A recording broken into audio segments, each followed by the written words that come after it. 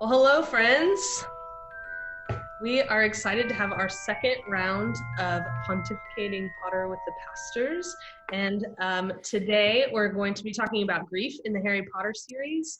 And so we just let you know up front, like this is just a no holds bar conversation where we're not even going to try to avoid spoilers. Some of the ways that it helps us to understand and to talk about Harry Potter, especially when we try to look at it through other lenses, is if we can view it as a whole and view it from beginning to end, the entire canon of Harry Potter. And so in these conversations, that's what we'll do. So if it's important, if you're just starting your Harry Potter journey and it's important to you to not have spoilers because you want to be surprised as you read, this might not be the conversation for you. But otherwise, we welcome you and are glad to have you here for this conversation.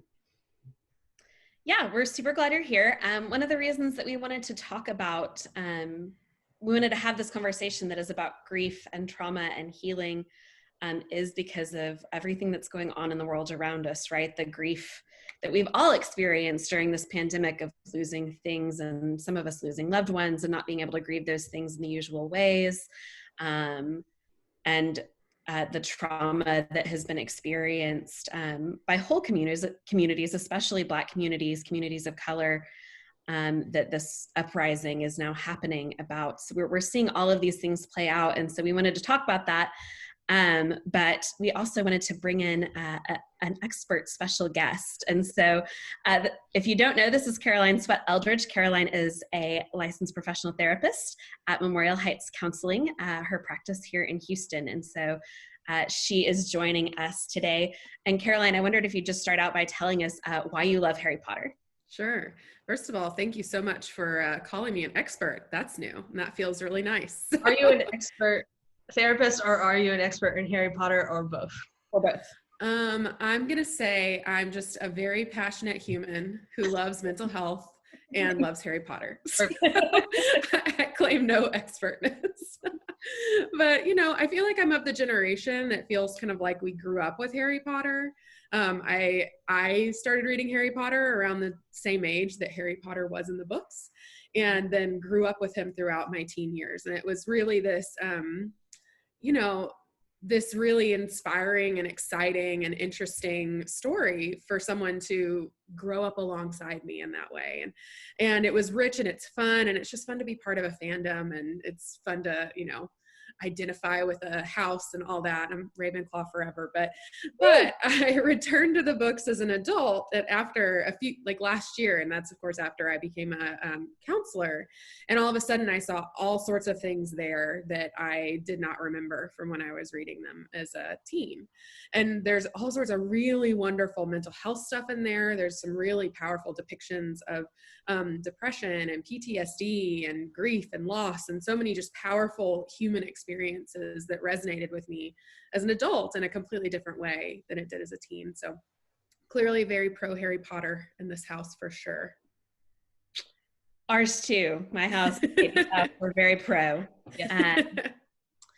Well, I mean, so there's like no end to the things we could talk about with this, right? Like the books are not, they're not easy books in terms of their content, right? There's lots of the characters experience death, experience loss, experience trauma, but certainly none more that we learn about than Harry himself. Absolutely. Experience the very first book all the way throughout. Yeah. Oh yeah, that was when I was rereading the books last year. I was like, oh my gosh, this poor traumatized child. Everywhere he looks, he's like traumatized and he's facing evil and so much. So yeah, he clearly, for sure, by the fifth book, Order of the Phoenix, is presenting with all of the classic symptoms of PTSD, which is not at all surprising because that poor boy has been through it. He's literally been marked from his first year of life with the scars of trauma in a very literal and metaphorical way. So yeah. So let's play out just a little bit. Like, what are the things that we know? Where are the things that we know that Harry has trauma in his life? So right at the very beginning, he's been raised by this aunt and uncle, and he knows his parents aren't around. But he believes they've been killed in a car crash, and then comes to find out from Hagrid in a hut or in a tower in the middle of a see Sure. that the truth that he's thought about his parents all along is not the truth at all, and that they were murdered by Voldemort. So this is like the first. Artie had lost his parents, but then really it's way more traumatic than he. Well, and had this terrible childhood because of the loss of his parents. I feel like that's just pounding, like the grief associated with that. It wasn't like they died and he went to live with this wonderful, loving family that like helped him like overcome that grief and trauma. No, they like, if anything, they just compounded it. Yeah. Absolutely. So there's this thing we call complex developmental trauma. And what that means is that basically, in a lot of people, especially when you're in an abusive situation, it's not just one thing, right? It is a complex interweaving of all sorts of different day in, day out traumas and losses that compound and create a really complex presentation. And Harry, he experienced abuse, he experienced neglect, he lost his parents. And even though he was so young, we know that even at a young age, those traumas have a huge impact on our brain development, on our relational development, our development of our sense of self. So even by the time he's 11, he's got so much trauma. And that is before even being introduced into the wizarding world. Yeah. And before Voldemort really shows up on the scene for him personally. Yeah. Right. Okay, and so then Caroline, I mean, we could play out like every book. There's more that adds on, and we could talk about it forever.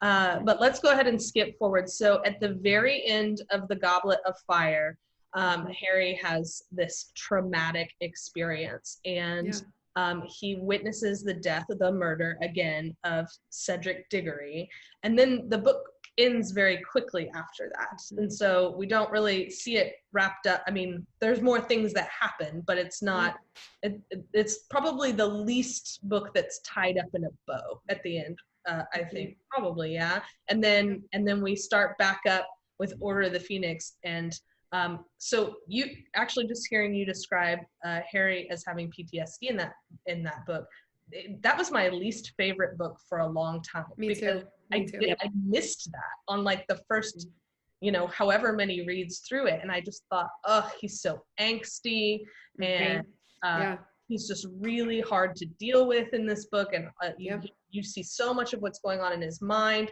And I hated that book. And then I didn't hate it. I love all the books. But the first time I heard somebody say, well, yeah, he has PTSD, it totally changed my understanding of him in that book, and made me see it in a different way, and made me actually so compassionate towards him, and then like that book again. Yeah, totally. I had the same experience. I had read all of the books when they came out, pretty much the night that they came out. And then I remember getting Order of the Phoenix the night that it came out, going home and reading it and just hating it. And I put it away for about a year before I picked it back up again and kept going. And part of how I got stuck was whenever they're at the Black's house, and it's doldrums for days and days and days. And I was like, ugh, this is boring, and he's whiny. And when I came back to it as an adult and read it again, knowing what I know now, first of all, I've just had more life experience. And so I've had more loss. I've had more experiences of depressive episodes. I've had more experiences of doldrums, either in my own life or with people I love. And so I connected to that in a whole new way. And I remember my friends and I called Harry Emo Harry in that book because he was just really angsty, right? And he spoke in all capital letters, and it was just a really rough time. But again, now looking at this with a clinical eye, he had all of the classic symptoms of post-traumatic stress disorder and depression. So you see, he's got these really intrusive thoughts. He's got the nightmares. He can't stop seeing flashes of these things. And he's got the avoidance tactics, right? Like he's trying so hard to not think about it, to not touch it, to not look at it.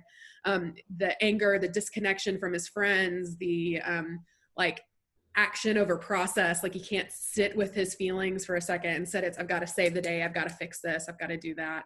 And just the total mood change, right? He went from being in book 4, like it's the Triwizard Tournament and clearly someone's trying to kill me, but I get to fight a dragon and that sounds great, right?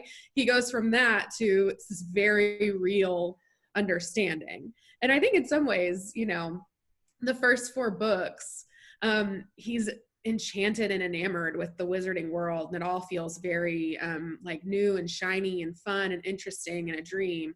And in some ways he wakes up from the dream and he has to deal with the reality of like, oh my gosh, turns out bad things happen even in the wizarding world. Yeah.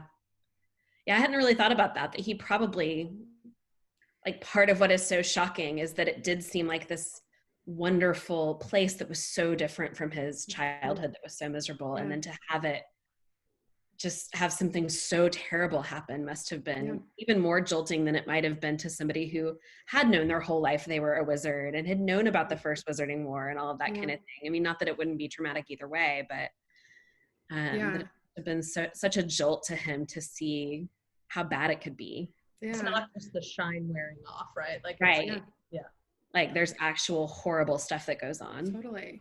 And I think in some ways we, when we're grieving or when we've been through something traumatic or just we're having difficulties in our life, there can be this feeling of like, I want to be rescued out of this. I just want to find the escape.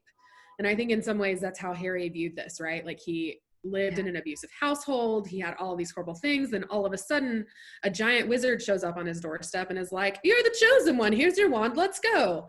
And that must have felt like a very real escape. And I think one of the things that Harry learns throughout the books is like, you can't escape this. You have to face it. Mm-hmm. You can't outfight it. You can't outrun it. You have to show up and you have to deal with the reality. And so I think in some ways Goblet of Fire, the ending is about like, there's trouble wherever you are. You have to look at it square on and you have to face it. You can't just escape into a different world. Mm-hmm. Mm-hmm. Yeah. Well, so Harry is not the only character certainly who experiences grief in the story. I think like almost every character in the story experienced some form of grief at some point in it.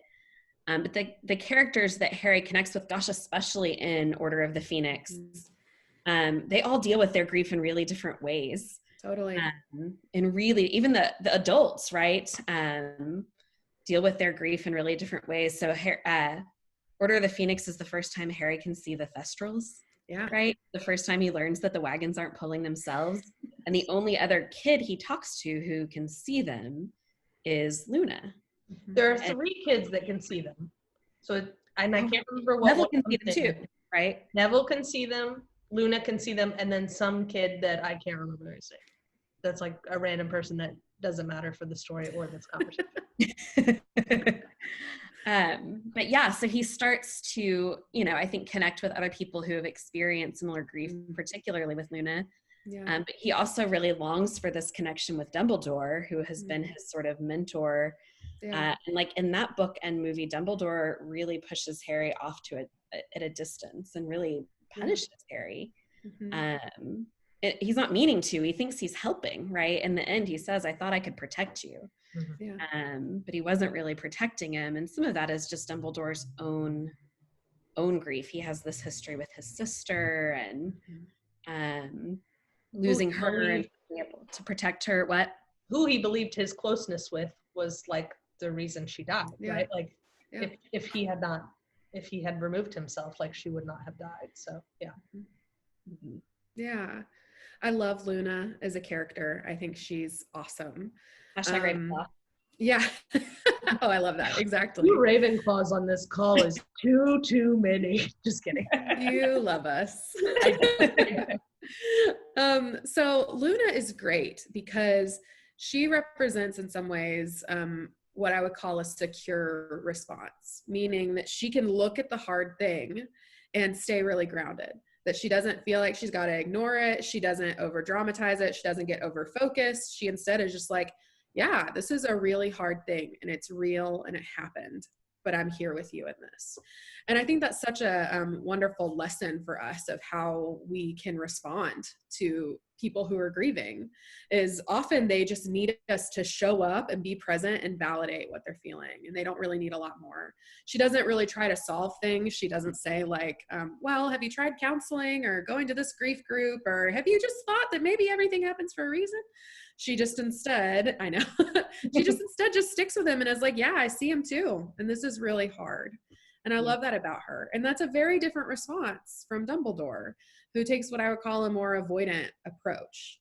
That he has this common misconception that I think a lot of us have whenever we are around someone who's been through something unspeakable, that we think that if we bring it up or acknowledge it, that's going to make it worse, right? We think that if we say, man, I know you're going through this hard thing and that sounds profoundly awful, we think that that's going to be traumatizing, when really that's what people need. People need connection. And so Dumbledore really whiffed in a huge way, that he felt like he was protecting Harry, but really he was just leaving Harry alone with his grief. So yeah, and that's a shame, because Harry needed, he desperately needed an adult in his life in that moment, who could have been with him and said, like, yeah, this is horrible that you're going through this. It's real. We're going to get through it together. Yeah. I also wonder if we talked about last week with the Dumbledore response. We talked about last week Dumbledore, the way he sometimes does not use his power well in relation to students, but specifically Harry, and involving, like, giving him too much that he shouldn't have to experience at such a young age.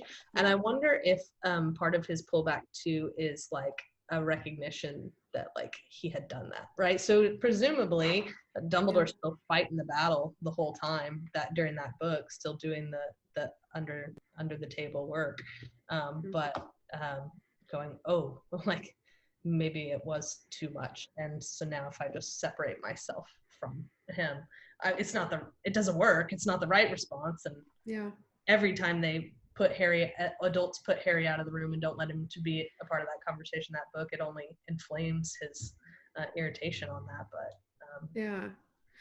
Dumbledore is a terrible communicator. He needed to read some parenting books for sure. Like I think about, I get questions from parents a lot, like, how do I talk to my child about XYZ? And sometimes that's even rhetorical, right? Like, what am I supposed to say to my child about blah, blah, blah? And the truth is, like, you just talk about it, right? That you do it in an age-appropriate way, and you make sure that you stay calm and grounded, and you don't get into an anxious tizzy. But you have the conversation. And Dumbledore was so withholding. And I mean, the 7th book was a literal scavenger hunt that Harry had to go on to figure out Dumbledore's wishes for him, and how that could have been so much easier if Dumbledore had sat him down at different times and said, okay, this is what is coming. We need to talk about this. And how that would have made the books more boring. But it would have, but for Harry's mental health and well-being, he could have had more choice. He could have had more agency. He could have had more understanding and more power going into those situations, for sure. We talk about that all the time. I mean, Harry's older than we generally talk about it at church, but we talk about all the time, ask your kids if they have questions, and they almost always do. They almost always do. Totally. And giving them the space to ask those questions and to answer them. And if you don't know the answer, to feel okay saying, I don't know, but we could find out together. Yeah. Totally. Yeah. Seems like the answer is almost never to be afraid to talk about it. Yeah. That almost makes it worse. Yeah. That gives it more power, because that, like, the hard thing is happening, whether we want it to or not, right? It's happening. It's here.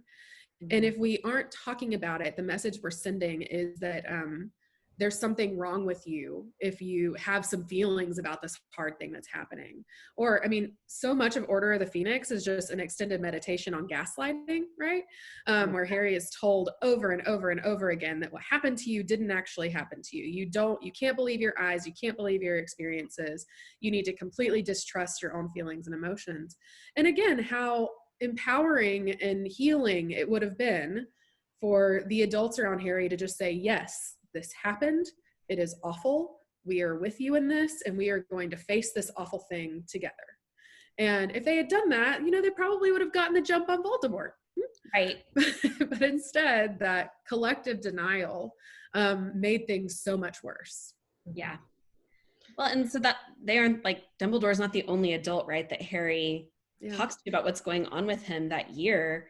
Like, Snape does force him to face it. But I suspect that you would say, Caroline, that Snape does not do that in the most healthy and productive way possible. Because he never does. Because he never does. Because he's also super broken by the grief. Whatever. Totally. He does, the occlumency lessons are like the world's worst trauma therapy, right? That it's just very much like, if you have at one pole, you've got Dumbledore that's like, I'm not going to look at it. I'm going to pretend like it's not there. I'm going to run the other direction. Snape really forces Harry. It's like, you have to think about all the hard things right now. You have to push yourself way out of your window of tolerance, way out of your ability to manage. And it's re-traumatizing for Harry. And so I think that that's a lesson for us too. I think sometimes, like, it's this balance of, we want to show up for people and we want to be present with them and we want them to, and we want to name the thing that's happening and let them know we see that. But then we also want to let them take the lead and let them invite us into their healing instead of us forcing their healing on them. Like, you will talk about this and I'm going to ask you super personal questions right now that are totally not within my boundary, and I'm going to force you to go there. So Snape had a very different, equal and opposite approach. Again, I would refer to Luna. So if you got Snape over here and we've got Dumbledore over here, lovely Luna. It was just like, hey, this happened and I'm here. And if you want to talk about it, I'm happy to talk about it, but I'm not going to yell at you and force you to talk about it, because turns out that is counterproductive. So, Snape. She's actually the only character I recall saying to Harry after Sirius dies, like, I'm so sorry about your godfather. Mm-hmm. Yeah. Mm-hmm. Everyone else sort of like hits him with questions, and there's all this crazy stuff going on because of the nature of what happened. And like, Luna's the only one who like says, I'm so sorry this happened. Yeah. Luna's great. Yeah. She's the best. She is. Absolutely. So weird, but the best. Hey, we don't have to talk about it. We'll just wander the halls and look for my shoes. You know, I think there's something really refreshing about that, though, that Absolutely. she's like, my shoes are lost. I'm going to go find them. You know? Right? That it's not like, I'm going to take Polyjuice Potion and like trick Draco and people. I'm not going to, it's just, my shoes are lost. I'm going to go get them. This doesn't impact my sense of self at all. I still believe the best in people, but my shoes are lost. I'm going to go get my shoes. There's something really refreshing about that approach. Absolutely. Like, we're not going to devote a whole 4 chapters to this scenario. Exactly. Yeah. Well, what else?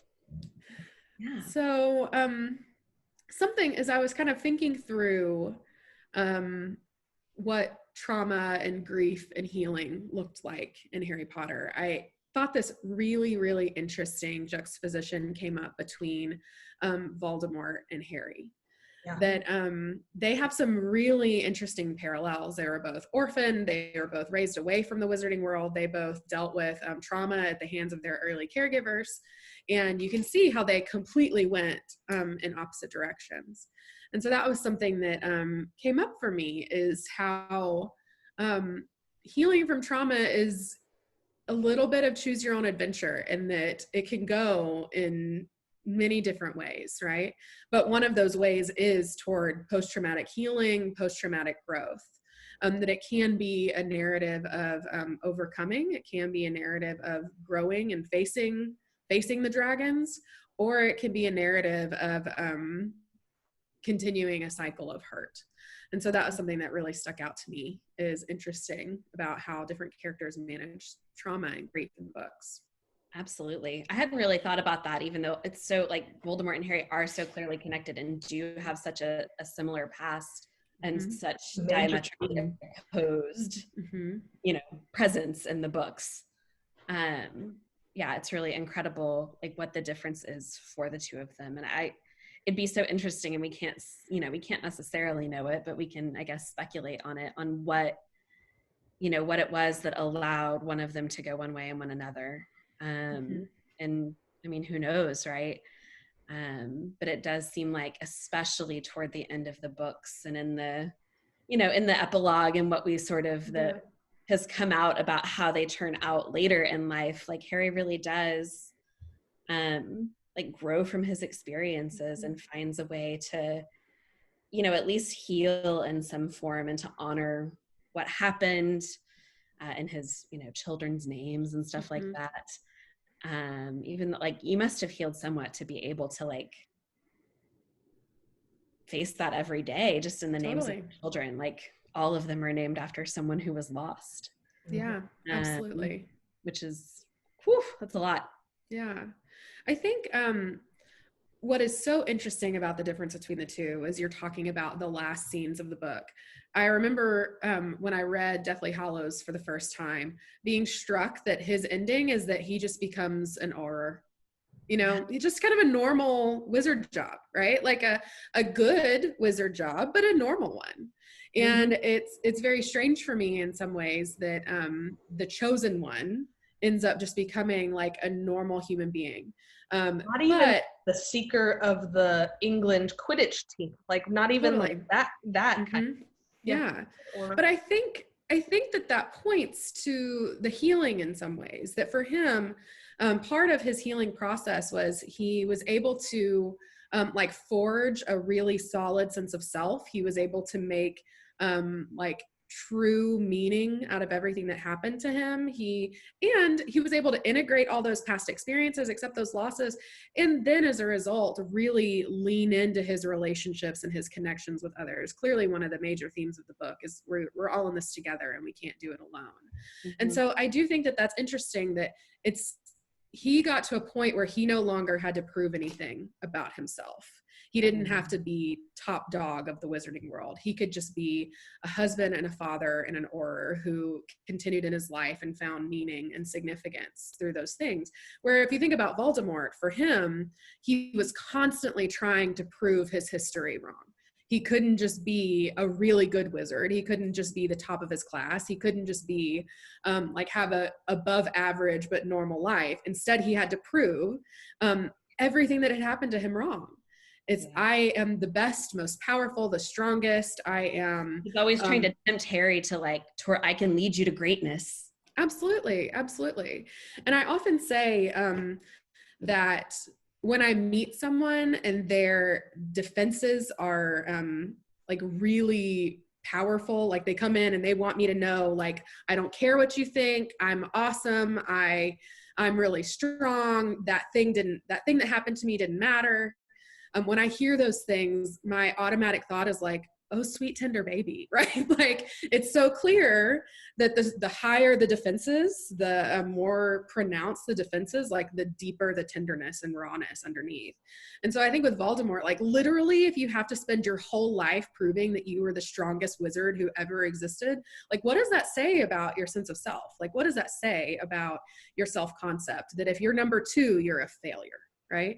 And so I do think that that's interesting, that Harry clearly has integrated all of his past experiences and he's grown and he's healed, and he doesn't need to prove in some ways anything to anyone, which that can be a temptation of healing from trauma. We can sometimes feel like we have to prove that what happened to us doesn't define us. Instead, he says, yeah, what happened to me is part of who I am, and it has totally shaped the direction of my life. But I'm more than just this thing that happened to me. I'm also a friend.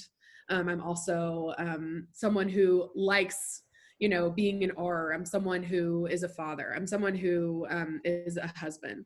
And I just think that that's so interesting that he can walk away from that being, having a sense of self that is more than just the scar on his forehead. I think, and this is kind of just a tease next week too, as our next conversation is about the hospitality of the Weasleys. And like that this is for this boy that had no home, that had no sense of home, that even school, you have to leave school. School's the closest you get to home. That the Burrow is where he found home, and like that this is what he continues in his, like if that's who he grows up to be, is just this father and husband and whatever, but he marries into that family, right? Like he continues to seek that out. Well, and then takes care of like Lupin and Tonk's little boy, in the books they talk about how he's over at their house like 4 times a week, like actively seeks to heal the same kinds of traumas that he faced as a kid. Totally. And to give him the kind of childhood that I think Harry probably always wanted and would have, been really great for him.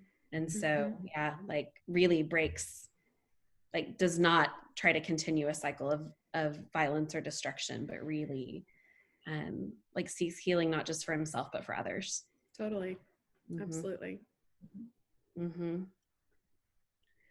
Well, so at this point in the video, if you've made it this far, we need to give people a reason to get house points, a way to get house points if they've made it this far. So what is the question that we're going to ask so that if people answer it, they can earn house points? Caroline, you just get house points for being on the call. Oh, yay. Yay. Thanks, guys. But what question would we like to ask? I mean, I think what I'm really interested in people sort of getting out of this is like, what are some healthy ways to manage grief and hard things? And so I wonder if there are other characters they've identified. So we've really identified with Luna. Like Luna does a really good job. Are there other characters in Harry Potter that are real helpers in either managing their own grief or like coming alongside other people? Are there other instances where that's done really well? And what makes it good? What made them a helpful character in that moment? Yeah, I'm open to other questions, but I'd be interested in that one. I think that's a great question. Yeah. So if you comment on this video on Facebook or on YouTube, or if you send us an email with an answer to that question, you'll get house points. Yay. Well, Caroline, thank you so much for joining us on Pontificating Potter with Pastors. We very much appreciate it. Thanks for having me, guys. Yeah. Anytime. Yeah.